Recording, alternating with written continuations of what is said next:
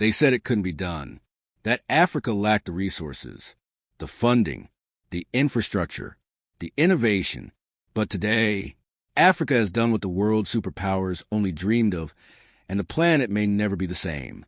A carbon-negative power plant, not in Silicon Valley, not in Germany, but right here in the heart of Africa, built by African minds, fueled by African determination. This isn't just about clean energy. This is about reversing climate change. A power plant that doesn't just avoid emissions. It removes carbon dioxide from the air. It's like planting millions of trees, but faster, smarter, and more powerful. The innovation? A brilliant fusion of bioenergy, carbon capture, and AI-powered optimization. Organic waste is converted into energy, while CO2 is trapped deep underground or turned into solid carbon blocks. The result? A facility that cleans the atmosphere every single second it's running. Led by a coalition of young African engineers, scientists, and entrepreneurs, the project not only powers homes and industries, it rewrites the rules of what's possible. Global leaders are stunned. Energy analysts are calling it a climate miracle. And tech giants are scrambling to learn how Africa leapt ahead in the race for negative emissions. While the West debates, Africa builds. While others invest in offsets, Africa creates solutions at scale. This carbon-negative power plant isn't just a first, it's the future, and Africa is leading it. This is what happens when innovation meets purpose, when a continent rises not just to survive, but to lead. If you thought Africa was just catching up, think again. The revolution is here, and it's carbon-negative. For decades, the world looked at Africa as a continent of potential, but not power, of natural beauty, but not innovation. That changes today. In a quiet corner of Africa, a group of visionary engineers have done what billion-dollar tech empires failed to achieve. Not just clean energy, but energy that heals the earth. While the industrialized world races to reduce emissions, Africa has leapt ahead, building a power plant that removes more carbon than it emits. A groundbreaking leap in energy innovation, birthed not in Europe, not in Silicon Valley, but in Africa. How does it work? The system uses a technique known as BCCS, bioenergy with carbon capture and storage. Organic materials are converted into electricity. But here's the twist. Instead of releasing carbon, this plant traps it, underground or in reusable solid form. The result? A facility that actually makes the air cleaner as it powers homes, schools, and entire cities. Climate scientists are calling it revolutionary. International energy agencies are demanding to see the blueprints. And world governments? Silence by the sound of African innovation echoing across the globe. This is more than just technology. It's a message that innovation has no borders, that solutions to global problems can come from unexpected places, even those long overlooked. At the heart of this project, a team of young African engineers, many under 35, combining ancestral wisdom with cutting-edge science. Their mission, not just to power Africa, but to lead the planet. From lighting up villages to removing CO2 from the atmosphere, this plan is more than infrastructure. It's hope made tangible. It's proof that the future isn't built by those who shout the loudest, but by those who dare to act. Africa has shocked the world, not with noise, but with brilliance. The first carbon-negative power plant isn't a promise. It's a reality, built by African hands, driven by African minds, and watched now by the world. But this isn't just one plant. It's a prototype, a living blueprint.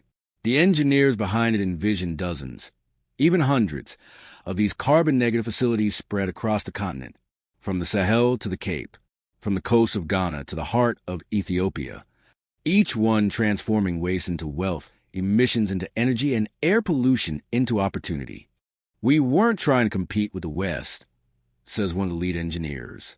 We were trying to solve our own problems. The fact that the world noticed, that was just a bonus. And saw they did. In regions where electricity has been scarce and unreliable, this power plant not only lights homes, it empowers economies. Children now study after sunset. Clinics operate without interruption. Farmers irrigate without fuel generators. The ripple effects are staggering, and all of it carbon negative. This is not charity. It's innovation, not aid, but agency. Africa is no longer asking for permission to lead.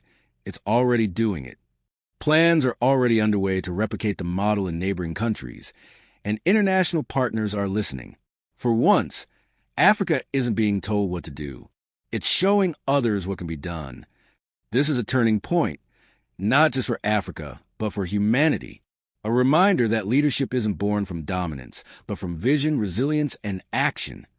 And in the fight against climate change, maybe, just maybe, the world's next hero isn't a billionaire, but a barefoot engineer with a solar dream. The revolution is real. The innovation is African. And this is only the beginning. In boardrooms across the globe, something unexpected is happening. Energy CEOs are urgently scheduling calls. Think tanks are rewriting reports. And politicians, who once dismissed Africa's role in climate innovation, are now watching with silent unease. For decades, the world's energy giants controlled the narrative. Fossil fuels were necessary. Renewable energy was expensive, and innovation only happened in the global north. But this carbon-negative power plant just shattered that illusion. Now, legacy industries are panicking. Why invest billions in carbon offsets and complex net-zero strategies when Africa just built a solution that actually erases emissions while generating revenue? Of course, not everyone is cheering. Whispers of sabotage, delayed funding, and blocked patents have already begun surfacing. Some global players aren't ready to hand over the spotlight, especially to a continent they once dismissed. In a stunning reversal, African engineers are now being invited to lecture at prestigious universities.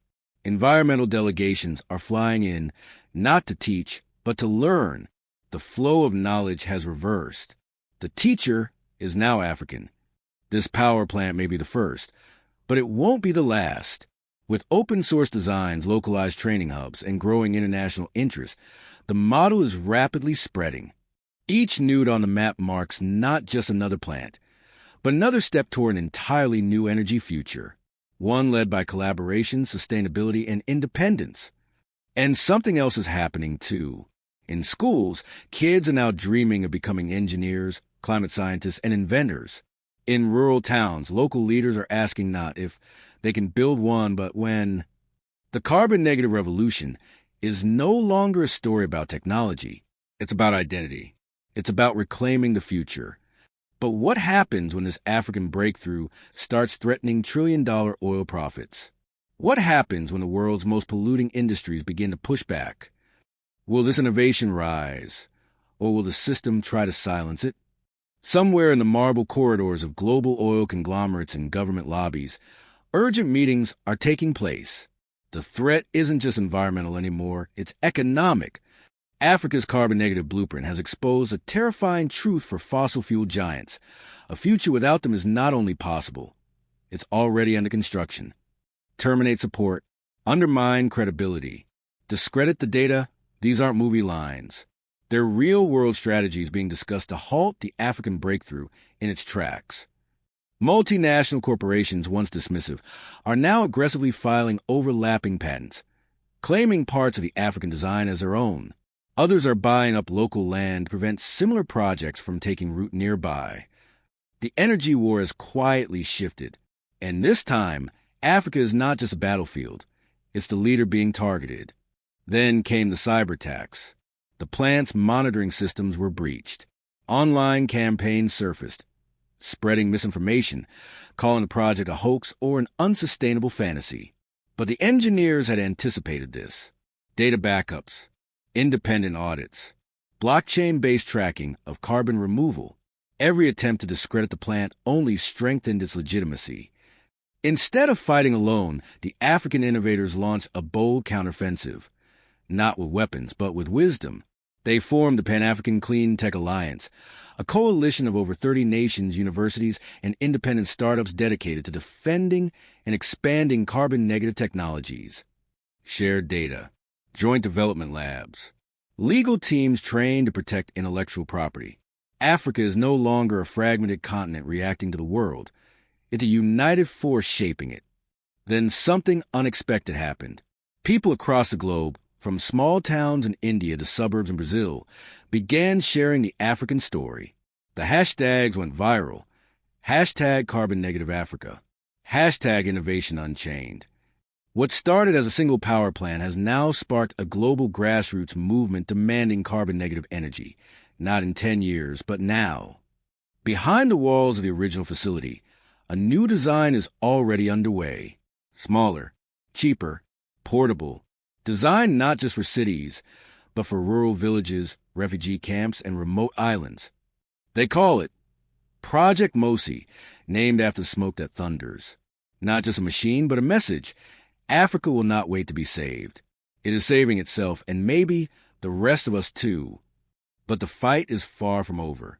As pressure mounts, as billions in fossil profits hang in the balance, powerful forces are aligning to strike harder, faster, and quieter.